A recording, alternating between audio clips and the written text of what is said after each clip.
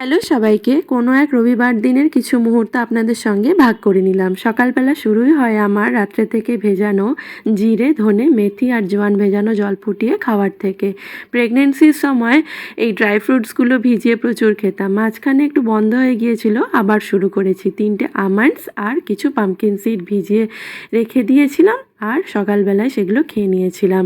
ছাদটার এই দুরবস্থা চোখে দেখা যাচ্ছিল না। অগত্যা আমি আর মা মিলেই পরিষ্কার করলাম।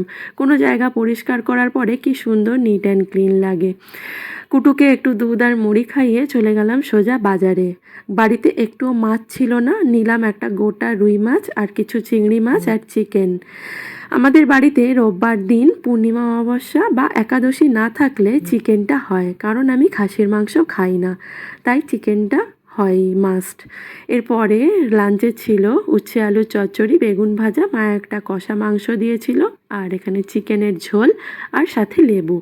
সন্ধেবেলায় একটু ইপি এরকম আলু, পেঁয়াজ আর একটু বেশি করে লঙ্কা দিয়ে একটু জল জল করে খেতে আমার খুব ভালো লাগে, ওটাই করে খাচ্ছিলাম। আর এখানে আমার মা কন্টিনিউয়াসলি কুটুর পিছনে লাগছিল। ওর যখনই খিদে পেয়ে যায় ওর কিন্তু তৎক্ষণাৎ খাবার না দিলে খুব মাথা গরম হয়। আর আমার মা সমানে ওর পিছনে লেগে যাচ্ছিল যে কি করে আলটিমেটলি ওর রাগ হলে। রাত্রে সেম ডিনার ছিল, তাই এইটুকুই শেয়ার করলাম।